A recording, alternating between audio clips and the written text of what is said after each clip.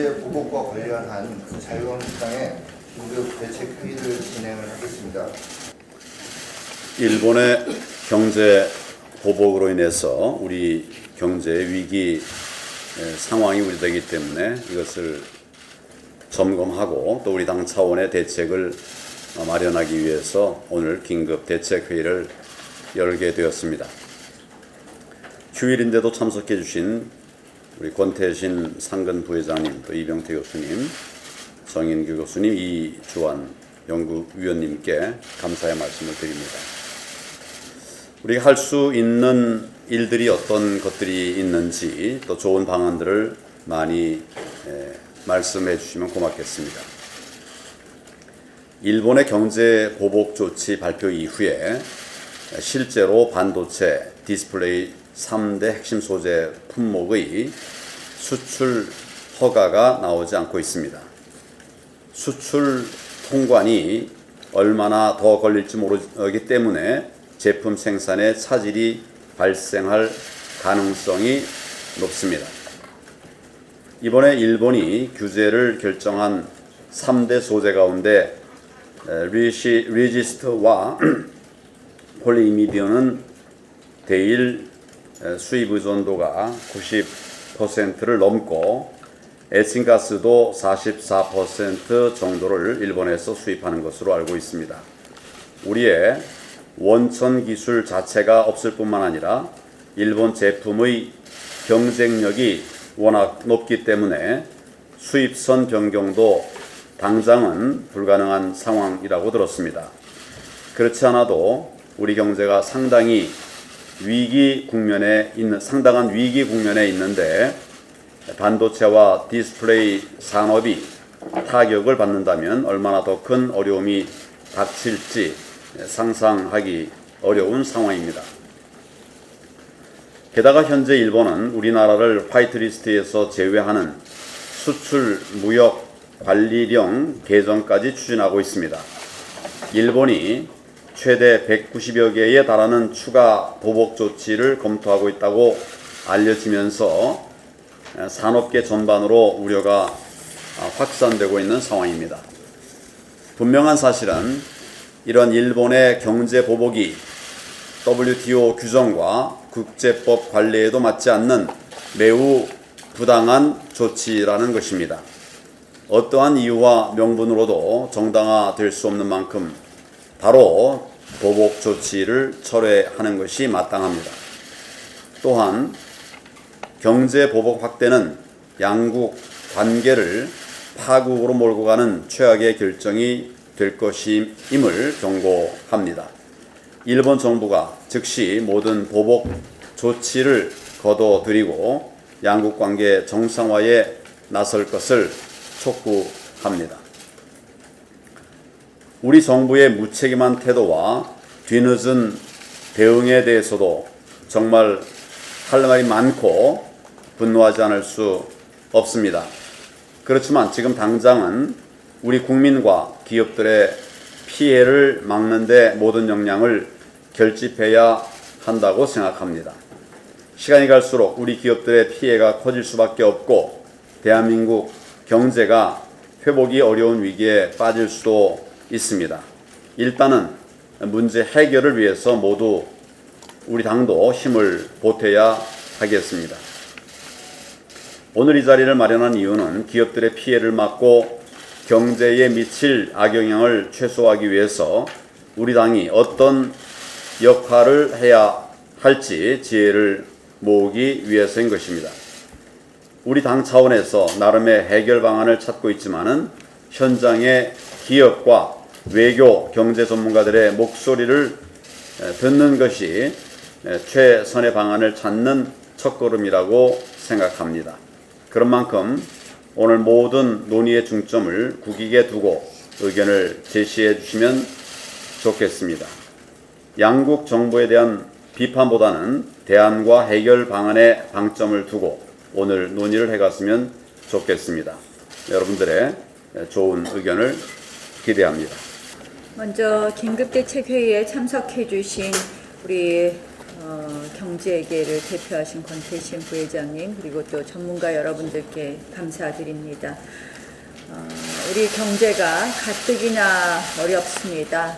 소득주도 성장으로 인해서 우리 경제가 정말 어떤 지표도 좋지 않은 아주 최악의 상황인데 지금 이제 그에 덧붙여서 이 설상가상 일본의 통상 보복으로 경제 보복으로 우리의 수출 효자 품목인 반도체와 디스플레이에 큰 위기가 닥쳐왔습니다.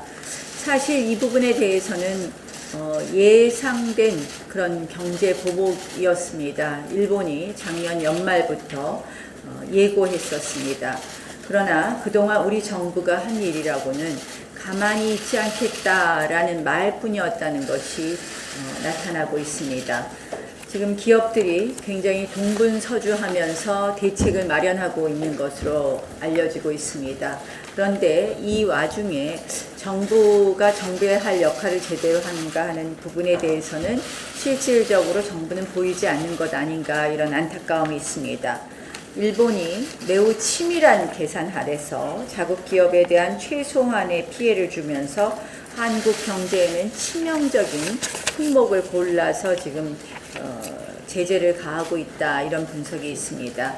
그러나 우리 정부와 정치권 또 일부에서는 이 피해를 최소화하는 전략과 대책보다 먼저 반일 감정에 호소하는 것 아닌가 해서 우려됩니다.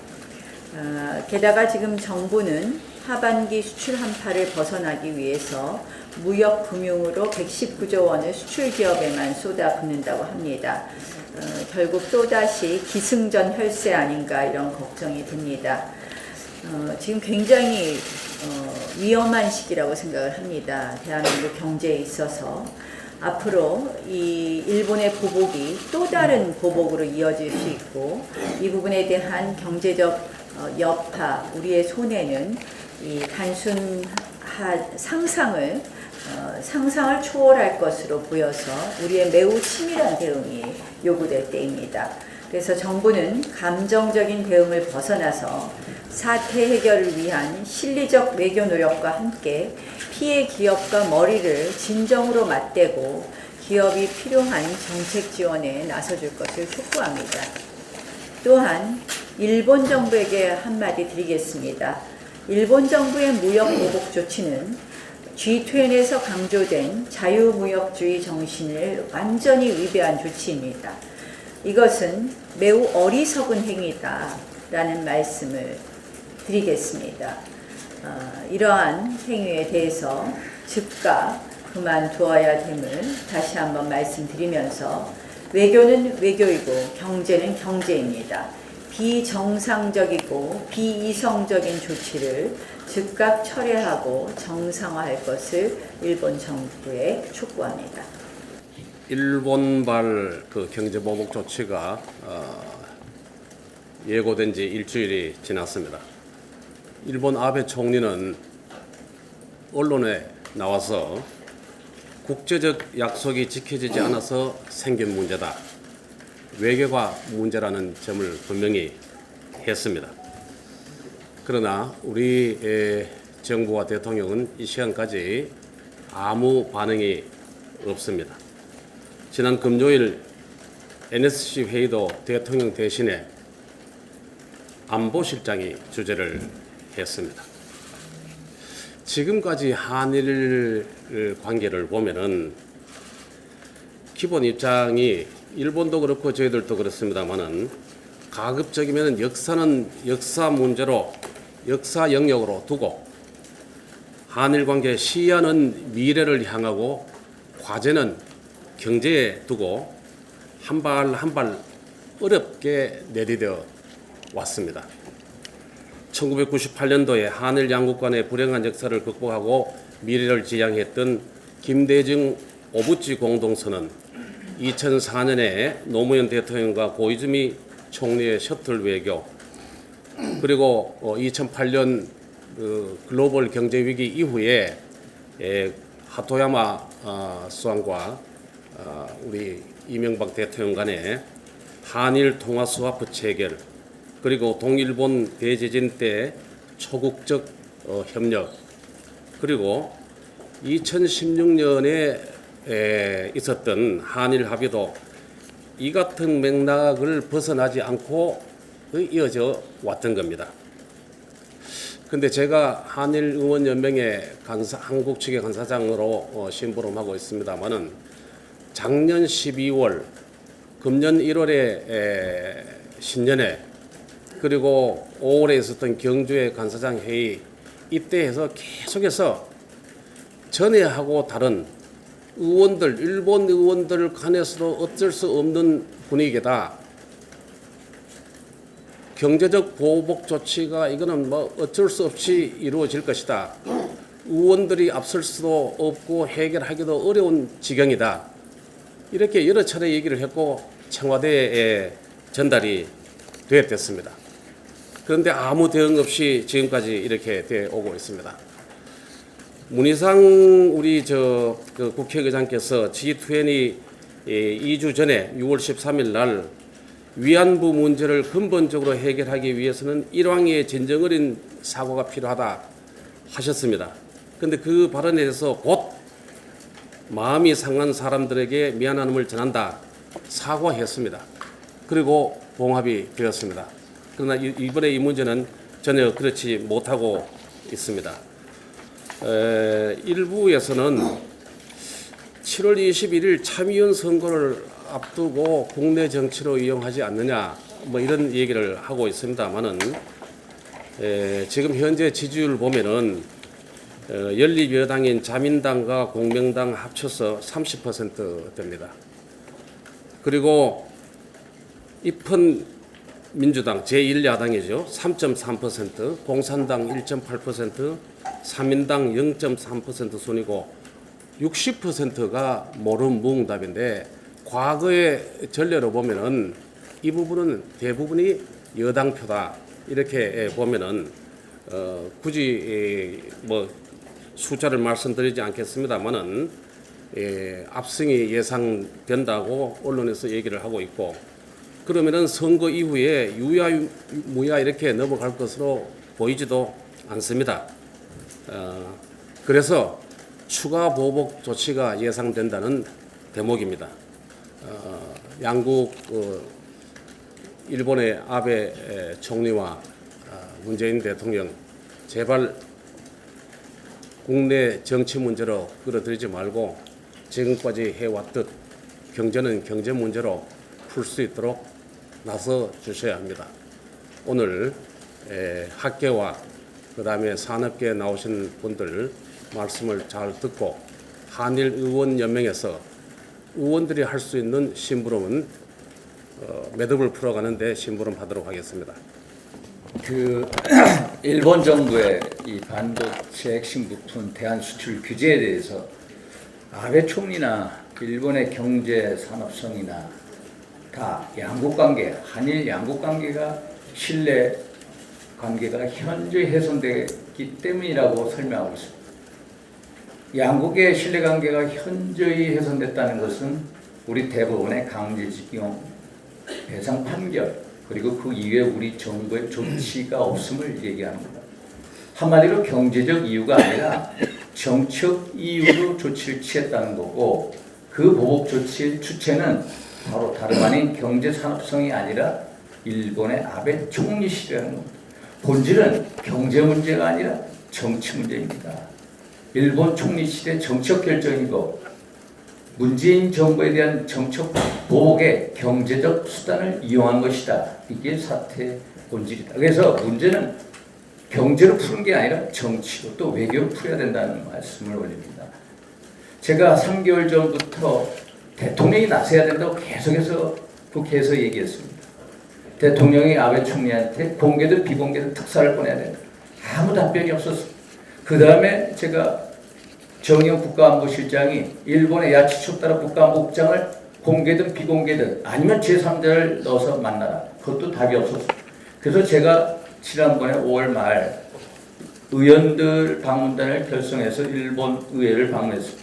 그때 일본의 와타나베 이 외교방위위원장, 참여 외교방위위원장의 한마디로 강제징용 배상 판결 이 문제에 대해서 제3국의 중재 협의조차도 응하지 않으면 오사카에서 한일 양국간 정상회담 없다는 게 일본 정부의 입장이다. 그걸 또 제가 다 언론을 통해서 청와대 또 외교부에 알렸습니다. 그런데도 청와대도 외교부도 전부 다 전혀 움직이지 않았어요. 결국 이 문제는 청와대가 나서야 됩니다.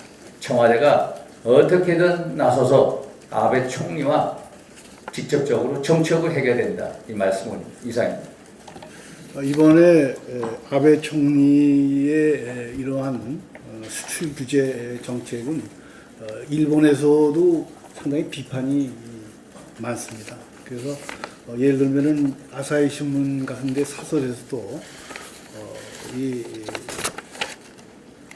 무역 전쟁을 일으킬 수 있는 이러한 일을 왜 아베가 하느냐 해가지고 철회를 요청을 했고, 다른 마이니치 신문에서도 눈앞의 인기, 그러니까 21일 참의원 선거죠. 이러한 것을 겨냥을 해가지고 보수층의 지지를 얻기 위해서 장기적인 한일 관계 국익을 훼손해서는 안 된다. 이런 사설이 있었습니다. 그래서 제가 판단하기에는 이것은 일본 정부가 상당히 장기간에 걸쳐서 이것을 계획을 하고 있는 것이다. 지금 이런 수출 규제는 빙산의 일각일 수가 있고, 지난번에 후쿠시마 원전 그 사건 이후에 일본에 대한 일본으로부터의 농수산물, 수산물 수입을 우리가 규제하고 금지시켰던 것에 대한 보복이다. 저는 이렇게 보고 있습니다. 그래서 그러면 어떻게 할 것이냐? 절대 지금 이 판을 키워서는 안 됩니다. 지난번에 일중 무역 마찰, 센가쿠 열도를 둘러싼 그거를 중국의 청소년들이 일본 상품 불매 운동을 하고 일본 차를 때려 부시고 이러한 행동을 한 적이 있습니다. 물론 중국 공산당의 조정이 있었겠습니다만은 저희들은 차분하게 대응을 해야 된다. 절대 감정을 자극을 해가지고 서로 싸울 것이 아니라 우리가 대화로서 또 물론 문재인 정권이 잘못하고 있지만은 이러한 것이 잘못하고 있는데도 불구하고 우리는 국민들과 함께 국익을 위해서 차분하게 대응을 해야 된다. 이런 말씀을 드리겠습니다. 기업 측으로부터 듣는 말씀 이런 얘기를 합니다. 지금 일본 참의원 선거만 끝나면 이 문제가 다시 잠잠해질 것처럼 이렇게 얘기하는 게 있는데 기업 측에서는 절대 그렇게 보지 않는다. 제발 야당만이라도 그렇게 안이한 인식하지 않아줬으면 좋겠다. 참으로 심각한 위기로 발전할 수 있다라는 걱정의 얘기들을 저한테도 해옵니다. 그런데 지금 이 정부에서는 뭐 5대 그룹 총수들을 불러 모은다, 10대 그룹 총수들을 불러 모은다 이렇게 하면서 자칫 기업들 입막음하고 기업을 압박하려고 하는 것이 아닌가 하는 이런 우려가 있습니다. 그래서 기업의 목소리, 걱정 좀 정말로 청와대부터 열린 마음으로 듣고 경제의 가뜩이나 위기인데 정말 퍼펙트 스톰으로 다가오지 않도록 하는 노력을 해야 할 것이라고 봅니다. 저희 업계에서는 경제계에서는 이 문제를 굉장히 심각하게 보고 있습니다. 우리 경제가 지금까지 이 정도로 굴러온 거는 결국은 반도체 덕분에 됐는데 반도체 한 해 수출액이 1,200억 불입니다. 전체 수출액이 6천억 불이니까 20% 정도가 반도체에 의존하고 있고 우리 GDP가 1조 6천억 달러니까 이 반도체 수출이 안 되는 경우에는 이 국민소득 자체가 마이너스 7% 외환위기 수준으로 떨어지게 됩니다. 그런 상황인데 이 워닝이 벌써부터 계속 있어 왔습니다. 여러 번 있어 왔고 50년간 해오던 한일 경제인 협회를 갑자기 중단시켰고 온갖 모임이 다 취소가 되고 있고 저희 전경련에서 지난 4월 달에 이 문제의 심각성을 얘기하기 위해서 이 전문가들을 불렀는데 공개석상에서 호리야마 아키코라는 마이니치 신문 서울 특파원이 하시는 말씀이 자민당에서는 한국하고 단교했을 때 어떤 일이 생길 수 있는지 대책은 무엇인지 하는 것까지 검토하고 있다고 여러 곳에서 여러 차례 계속 워닝이 있었습니다. 그리고 저희가 또 이 언론에도 보도를 했습니다마는 일본에 나가 있는 우리 기업의 60% 정도가 경영이 갑자기 악화가 되고 있다. 한식당 같으면 일본 사람들이 취소를 한다. 또 한국에 대한 투자가 들어준다. 이런 여러 가지가 있었는데 아직까지 대응이 없었다는 것이 상당히 걱정이 됩니다. 그리고 어제도 제가 진대재 장관하고 반도체 문제를 얘기를 했는데 반도체의 경우는 워낙 많은 장비 부품이 들어가기 때문에 그거를 한국이 다 개발하기는 힘들고 그런데 어느 거 한 가지만이라도 없으면 생산이 안 되는데 또 보관도 몇 주 이상 할 수 없는 요소들이 변하기 때문에 그런 이 치명적인 우리가 약점이 있는데도 다 할 수도 없어요, 경제적으로. 그런데 우리가 일본에서 이렇게 한다는 건 일본은 굉장히 계산해서 지금 하는 것 같다. 그래서 저희 경제계에서는 진짜 꼭 부탁을 드립니다. 이 문제는 우리 경제에 심각한 타격을 줄 수 있으니까 이 여야 구분 없이 전 정부적으로 나서서 문제를 해결해야 됩니다. 문제 해결하는 방법은 싸워서는 안 됩니다. 강대강으로 나간다든지 불매운동을 해서 그러지 않아도 일본 사람의 70%가 반한 감정이 크게 증가하고 있다는데 여기서 더 나가서 이 싸우는 것처럼 해서 반일 감정을 악화를 시키고 또 강대강을 해서는 안 되고 오히려 일본과 대화를 함으로써 현재의 이 문제를 양쪽이 협상을 통해서 하고 국제회의라든지 어떤 방법을 하면서 실제 이 수출 규제가 집행이 안 되도록 하는데 좀 힘을 모아주시면 정말 감사드리겠습니다. 그리고 이 문제를 제가 진대재 장관한테도 물어봤는데 다른 나라에서 수입할 수 있느냐? 수입이 안 된답니다. 품질 차이가 있고 또 그걸 한다 우리가 개발한다. 몇 년이 걸리고 그것도 품질이 못 따라간답니다. 그러면 우리 물건이 없어지면 다른 사람들은 못하느냐?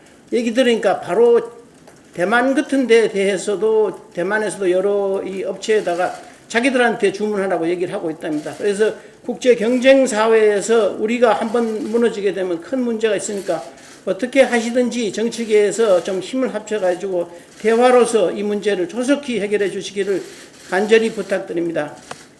우선 이 상황이 모든 분들이 다 지적하다시피 굉장히 심각한데요. 저희가 한번 강제징용 문제에 대해서 한번 생각해 볼 필요가 있지 않을까. 1965년에 한일 간의 기본조약을 맺어서 저희가 이 징용 문제를 비롯한 청구권 문제에 대해서 일단락을 지은 바가 있습니다. 물론 우리가 받았던 그 피해를 본다면 턱없이 부족하고 피해자 개개인이 겪었던 고초에 비한다면 말도 안 되는 그런 보상일 수는 있었겠지만 정부는 일본과의 기본 조약을 통해서 제2조에 최종적으로 이 문제를 해결한 것으로 명기화를 했습니다. 그리고 74년에 정부도 이 청구권 자금으로 받은 돈을 가지고 개개인의 피해를 보상해야 되는데 일괄적으로 받아서 그걸 가지고 고속도로도 만들고 소형강댐도 만들고 포항제철도 만들고 해서 오늘날 우리 번영을 이루는 하나의 토대를 만든 바가 있습니다. 그 문제점을 인식한 정부도 74년에는 개인의 피해자들로부터 신고를 받아서 일정 부분 굉장히 소액입니다만 보상하기도 했습니다. 그리고 또 하나 2005년에 노무현 정부 때 민간 합동 TF가 만들어져서 이해찬 총리 그리고 당시의 민정수석이었던 우리 문재인 대통령까지 간사가 돼서 다시 한번 이 기본 조약에 대한 조사를 한 바가 있습니다. 그 결론은 이 당시 65년 기본 조약에 명기되어 있지 않았던 위안부, 사할린, 동포, 원폭 피해자를 제외하고 강제징용 등은 청구권 협정으로 기본 조약으로 최종으로 해결된 것으로 확인한 바가 있습니다. 그래서 2007년에 우리 정부는 강제징용 피해자 7만 2천 명에게 보상을 했고요. 한 6,200억 정도를 저희가 보상한 바가 있습니다. 그런데 잘 아시다시피 지난 2018년 10월에 저희 대법원에서 제3고심에서 바로 이 개인 청구권 관련된 이 부분과 관련해서 결국 이 판결이 결국 이 인정하는 판결이 나오게 됨으로써 현재와 같은 한일 관계를 어렵게 하는 그런 단초가 마련된 바가 있습니다. 그런데 저희가 한번 대법원 판결을, 저는 뭐 이 법 전문가는 아닙니다. 저는 뭐 이 국제 정치를 하는 학자의 입장인데요. 이 국제법에서 이 국제법과 국제 정치의 현실이라는 게 있는데 이걸 과연 뛰어넘는, 즉 조약에 명기돼 있는 국가 간의 조약을 맺은 것을 그것을 뒤엎는 판결을 내린다는 것이 과연 이것이 어떤 의미를 갖는 것인가. 그래서 최소한 OECD 정도에 되는 선진국이라면 그러한 조약에 명기된 사항을 뒤엎는 판결을 내릴 수는 없을 거라는 생각을 갖습니다. 이것이 흔히 얘기하는 국제법의 사법 자제의 원칙이라는 것이 있는데 그것이 지켜지지 않았다라는 것은 저는 좀 유감으로 생각합니다. 그것으로 인해서 현재 한일 관계가 어려워지는 하나의 단초가 마련됐다라는 생각을 갖습니다.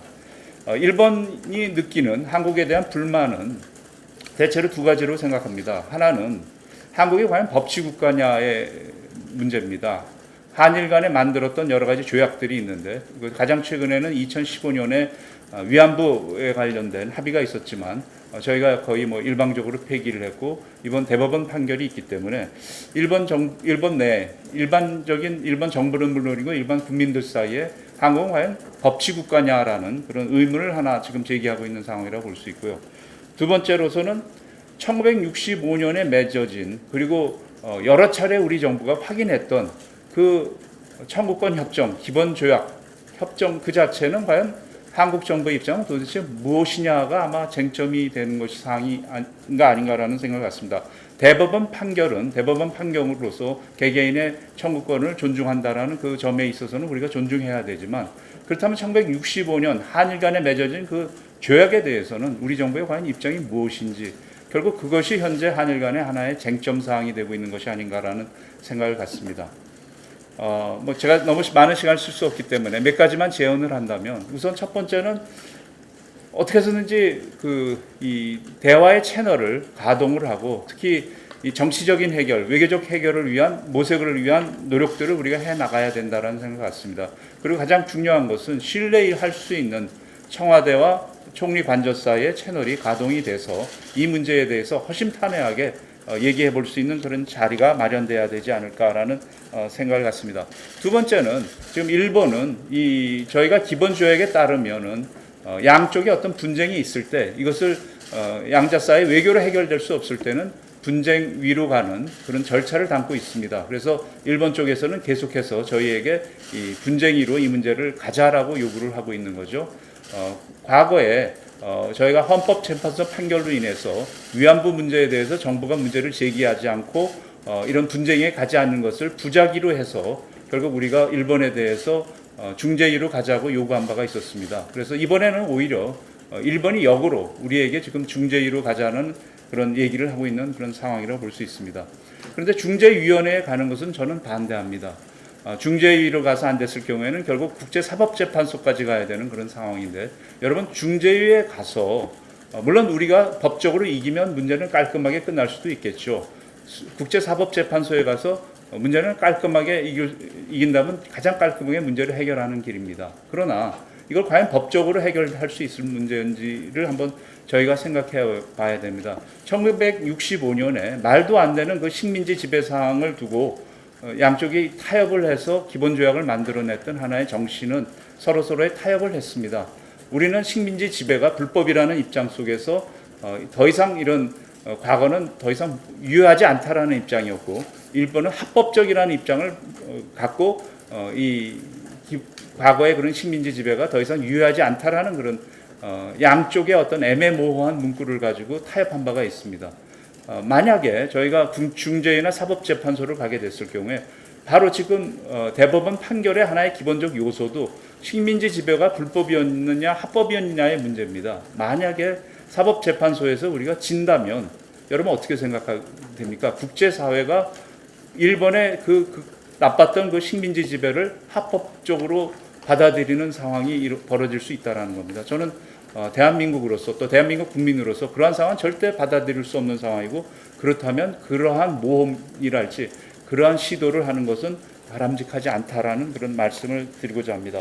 그리고 또 한 가지는 이 사법적 자제 원칙, 지금 저희가 외교를 하는데 이 외교 행위에 대해서 많은 부분 사법적 판단을 통해서 문제를 보는 경향들이 늘어나고 있습니다. 이것이 우리 외교를 굉장히 어렵게 하고 있는 상황입니다. 위안부 문제도 그랬고, 지금 어떤 의미에서는 대법원 이 강제징용과 관련된 판결도 이런 것을 통해서 양국 관계를 악화시켜 나가고 있는데, 아까도 말씀드렸지만 국제법에 있어서의 어떤 사법적 자제 원칙, 그리고 국제법의 그런 논리들을 우리 좀 대법원이나 이런 그 법조계에서도 그런 좀 입장들을 좀 갖고, 또 국제법 전문가들도 대법원에 좀 참여시켜가면서 이런 문제들을 판결해 나가는 좀 그런 상황들이 필요하지 않을까. 우리나라의 모든 문제가 국제사회와 깊게 연결되어 있습니다. 대외 의존도가 100%가 넘는 나라에서 그러한 고민 없이 우리나라의 논리, 국내적인 정의와 도덕의 논리로서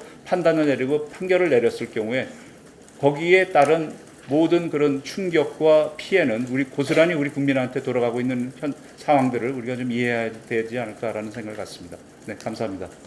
경제 보복이라는 말을 우리가 쓰잖아요. 그러니까 보복이라는 말은 누가 먼저 선제 공격을 가했다는 거에 대응하는 거예요. 이 말은 이미 한국 정부가 일본한테 선제적인 도발을 했다는 말을 전제하고 있는 겁니다. 그래서 우리 정부가 이 문제를 해결하려면 우리 정부가 일본 정부 또는 일본 사람들의 입장에서 볼 때는 도발을 해왔다는 걸 인정하는 데서 해결책이 생길 거다 하는 말씀을 먼저 드리겠습니다. 우선 저는 우리 정부나 우리 사회가 이번 아베 정부의 조치가 예년과 많이 다르다라고 하는 걸 인식하는 심각성에 대한 인식을 좀 촉구하고자 합니다. 우선은 그 자유무역 체제에서 정경분리 원칙은 상당히 신성하게 유지해왔던 원칙인데, 그것이 이제 일본 정부가 훼손했기 때문에 잘못했다라고 하는 지적이 많이 있습니다. 그런데 그 얘기를 하는 게 의미가 없는 게, 이미 그 자유무역체제의 수호자를 했던 미국이 트럼프 대통령이 이 수단을 많이 사용해왔다라고 하는 점입니다. 그래서 사실은 아베 수상의 전략과 수단은 트럼프의 전략과 수단을 그냥 카피한 거에 불과합니다. 그리고 우리가 한국과 일본이 이 긴장 관계가 고조될 때마다 미국이 뒤에서 조정해주고 자제를 당부해왔던 그 구조가, 지금의 트럼프 대통령은 그런 자유무역주의자가 아니고 미국 우선주의자이기 때문에 그런 역할을 지금 포기했고, 본인이 화웨이나 중국에 대해서 그런 조치를 선행해왔기 때문에 아베 수상한테 이걸 자제하라고 요구할 만한 명분이 없다라고 하는 상황도 상당히 다른 거다 하는 거고요. 특히 정상 간의 한미 정상 간의 관계보다는 미일 간의 정상 관계가 훨씬 밀월 관계라고 하는 것도 상당히 다른 처지다 하는 것을 인식할 필요가 있다고 생각합니다. 또 하나는 아베 총리는 2021년 9월에 퇴임을 하고 연임을 안 하겠다고 이미 선언한 정치인이라는 것도 상당히 중요한 요소가 된다고 생각합니다. 왜냐하면 사실은 제대로 된 나라들은 퇴임하는 국가 지도자가 다음 승계자가 어려워할 문제를 해결하고자 하는 전략들이 있습니다. 그러니까 끊임없이 일본이 한국으로부터 국가의 존엄성이나 신뢰관계에 도전받는 일 문제를 아베는 해결해 놓고 가겠다라고 하는 의지라고 봐야 됩니다. 그래서 이 아베가 더 이상 연임을 추구하지 않는 정치인이라는 것도 강경 조치를 취할 수 있는 배경이다. 이런 걸 좀 이해하실 필요가 있지 않나 이렇게 생각을 합니다. 그 다음에 이제 해결책에 대해서 한번 생각을 해보는데요. 우선은 정부가 국제사회의 조롱거리가 될 이야기들을 좀 안 했으면 좋겠다 하는 생각을 하고 있습니다. 첫 번째가 이제 WTO 제소입니다.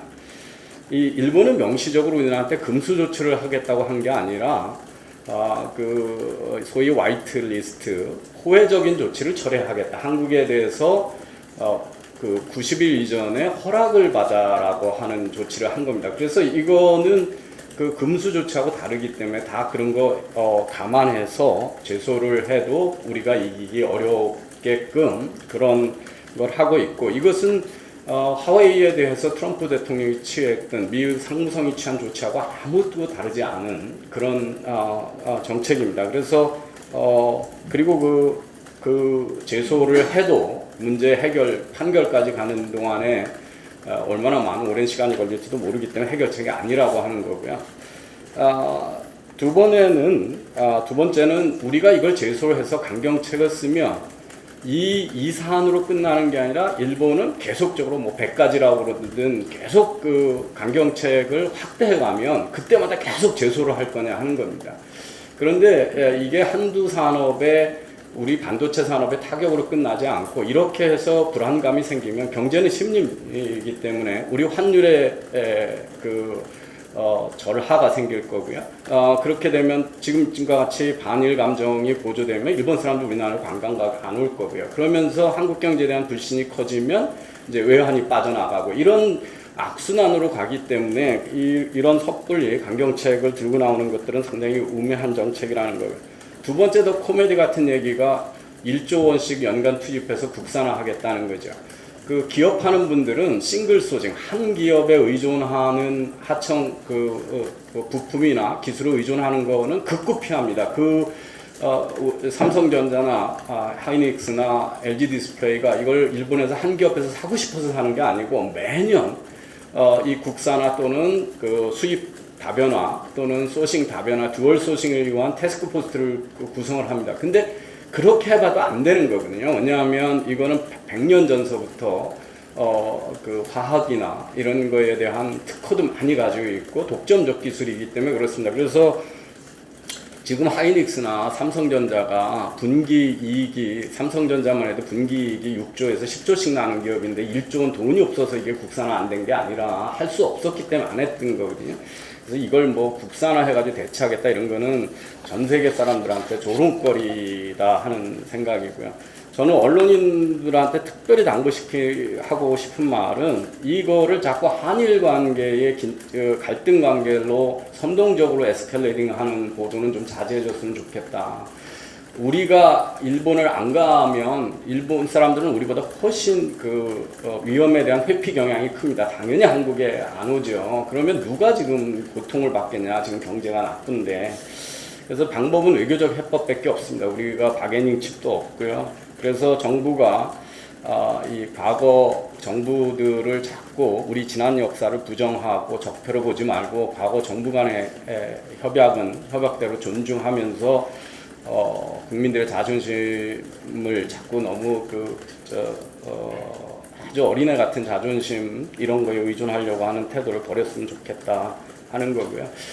우리가 지금 무역 적자를 많이 보고 있지만 일본은 한국에서 수입하는 거에 대해서 대체 수단이 있고 우리는 일본에서 수입하는 거에 대해서 대체 수단이 없다는 게 문제의 본질이다. 이 점을 꼭 인식할 필요가 있다는 거 하고요. 직접 대화가 어려우면 미국한테도 도움을 청해서 이 문제가 에스컬레이팅 하지 않게 외교력 역량을 총동원해야 되지 않느냐. 그래서 이 기회에 한일 관계를 정상화하고 한미일 동맹 체제를 다시 견실하게 복원하는 전화위복의 계기로 삼기 위해서 필요하면 미국이나 EU의 동맹들한테도 SOS를 쳐서 명분은 그거죠. 국제 자유무역 질서를 복원해야 된다라고 하는 명분으로 일본을 설득하고 다른 우방의 도움을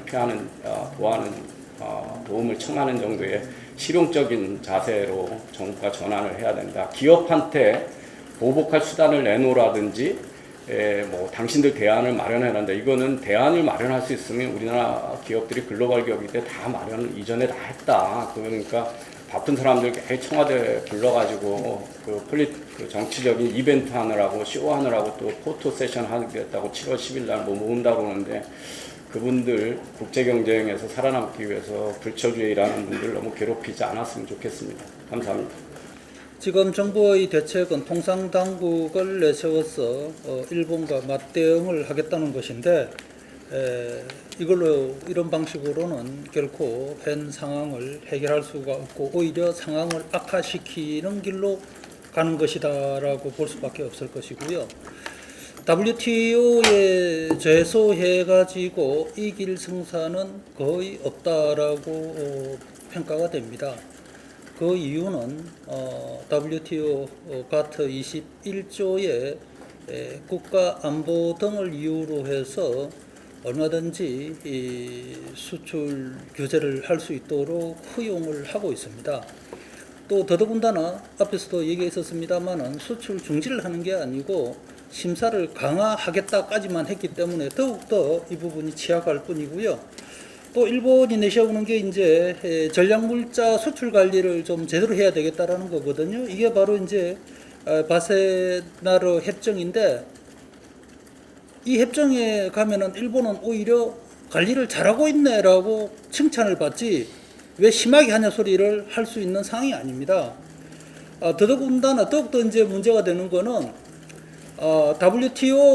WTO의 그 최종 결심 기구가 바로 상소기구인데 이 상소기구의 위원이 이제 정원이 7명인데 연말이면 1명 달랑 남습니다. 판결을 하려면 최소 3명이 필요하거든요. 결국 이렇게 되면은 이게 이제는 판결이 언제 날지도 모르는 이런 상황이기 때문에 WTO 운운하는 거는 이거는 상당히 문제가 있다라고 볼 수 있을 것이고요.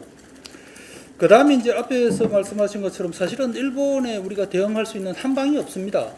이런 상황에서 이 문제를 질질 끌면 끌수록 우리 기업들 피해가 커질 수밖에 없고 역시 뭐 우리도 일종의 또 보복할 수 있는 카드를 마련한다고 얘기들 하고 또 부분적으로 또 반일 감정을 부추기는 이런 현상도 나타나고 있는데 이렇게 되면은 바로 아베 수상이 노리는 어떤 그런 판국으로 상황이 엮일 수밖에 없을 것이라는 생각이 들고 이렇게 되면은 아베 수상은 수출 규제 품목 늘리고 또 규제 강화하는 명분을 찾기에 너무나 좋은 정치적 환경이 될 것이기 때문에 까딱 잘못하면은 일본한테만 유리한 걸로 나타날 수밖에 없다라는 생각이 들고 우리가 지금 가장 걱정해야 될 게 이런 그 한일 관계가 앞으로 최악의 국면이 무엇일까를 고민을 해야 될 것 같습니다. 아직은 얘기가 안 나옵니다만은 만에 하나 아베 수상이 트럼프 대통령하고 이 문제를 가지고 미리 조율이 돼 있다고 하면은 아마 만약 그렇게 돼 있다고 그러면은 그 상황은 정말로 우리한테 어려워질 수 있다라는 생각이 들고요. 앞에서 최고위원님들께서 말씀하셨습니다만은 한일 간의 네트워크가 상당 부분 붕괴가 되어졌습니다. 이제는 정부 간에 정말 그 조율을 잘해서 나서지 않으면은 문제가 더 악화될 것이고 그런 면에 있어서는 의회의 역할이 상당히 크다라는 말씀드리고 싶고 또 이 문제는 가급적 빨리 해결해야 된다. 왜 그러냐면은 지금 미중 통상마찰로 해가지고 말 그대로 신경제 냉전 체제로 가고 있고 거기다가 지금 글로벌 기술 생태계가 앞으로 어떻게 바뀔지 모릅니다. 이런 상황에서 핵심 부품을 조달받고 있는 일본과 이런 적대적 관계를 형성한다라는 게 이게 얼마나 위험하다라는 걸 봐야 될 것 같고요. 우리가 국제적으로 일본의 부당성을 알려서 우회적인 압력을 넣겠다라는 전략도 필요하긴 합니다.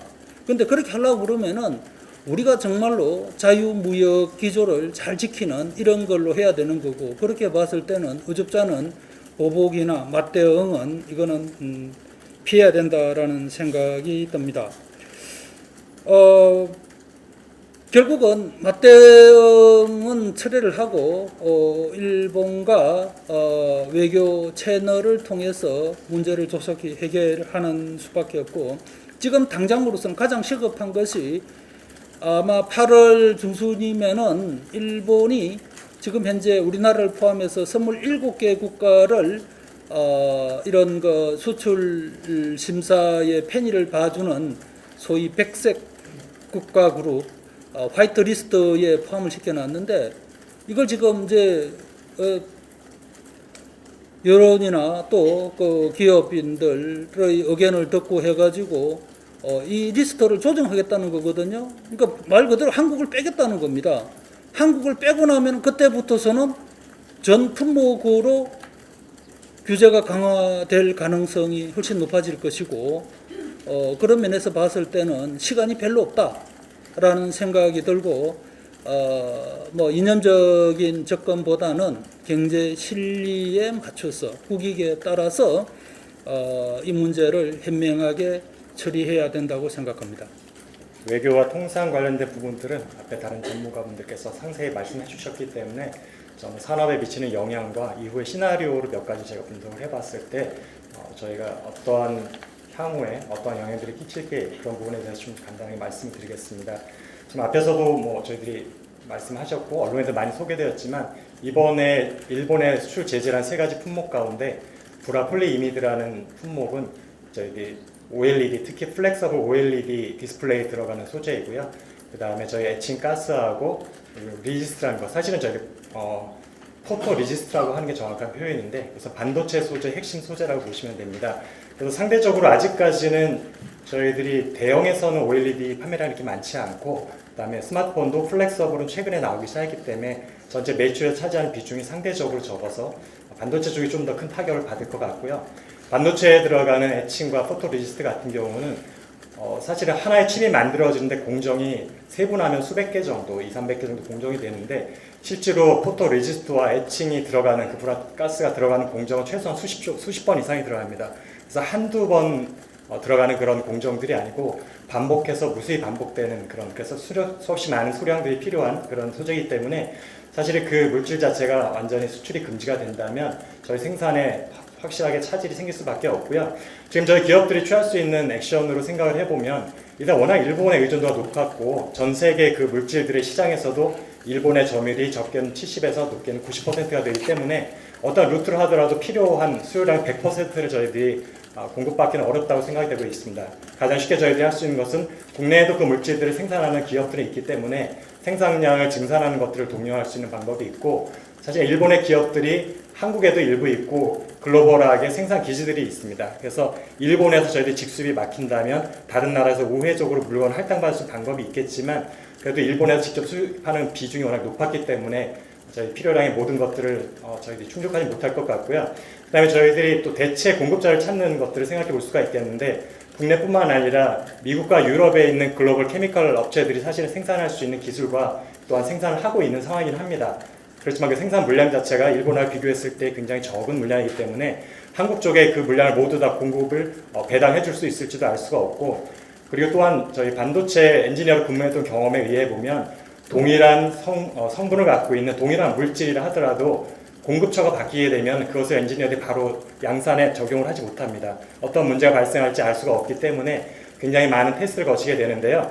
반도체 같은 경우는 공정이 우리가 그 작은 칩이 뭐 얼마나 복잡하다 생각했지만 아무것도 없는 빈 웨이퍼가 들어가서 하나의 칩이 나올 때까지 2개월 정도가 소요가 됩니다. 그럼 최소한 딱 한 번의 테스트를 하더라도 2개월이 걸리는데 사실은 중간중간에 멈춰서 분석을 해야 되고 우리가 어떤 피지컬한 디멘전에 대한 테스트와 최종적으로 저희들이 정기적인 측정들을 다 해서 기존 제품과 퍼포먼스가 똑같이 나온다라는 판단이 났을 때 한해서 그 물질을 대체를 할 수 있기 때문에 우리가 물론 대체 공급할 수 있는 양이 있다고 하더라도 수개월에 걸친 테스트가 필요하다는 것을 말씀드릴 수 있을 것 같고요.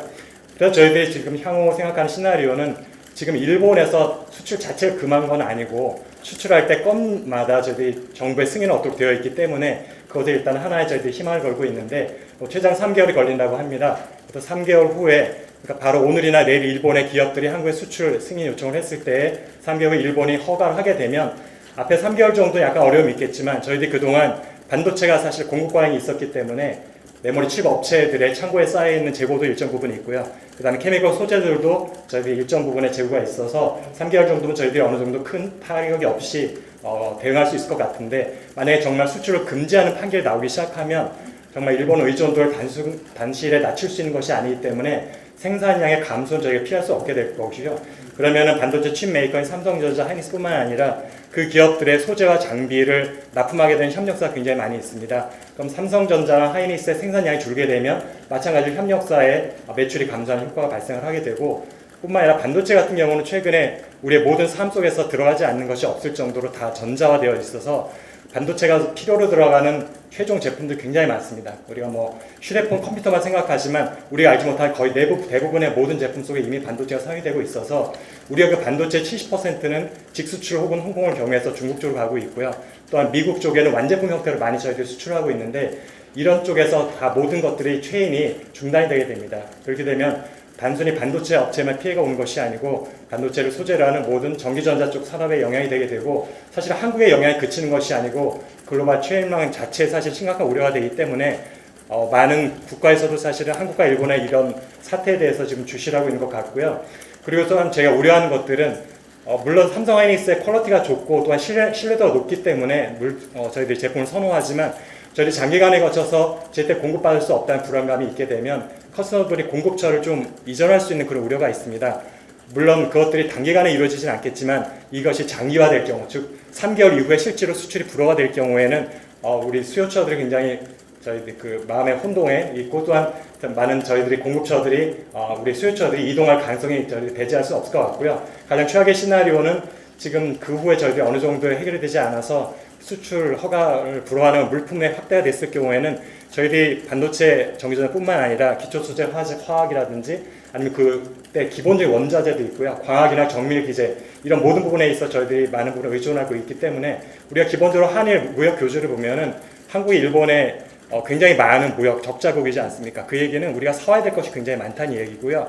팔아야 되는 입장에서는 사실은 조금 어려움이 있겠지만 다른 곳에 만들어 놓고 팔 수는 있지만 만들지 못한 상황이 되면은 그것이 더 큰 타격이 예상이 됩니다. 그래서 저희들은 기업들에서 할 수 있는 건 최대한 다른 공급처를 물색하고 또한 그것을 확보하기 위한 노력을 하겠지만 그 근본적인 해결책이 될 수 없기 때문에 저희들 다른 루트를 통한 해결책들을 많은 분들이 다 정부와 협조하면서 찾아봤으면 좋겠다라는 생각을 하고 있습니다. 감사합니다.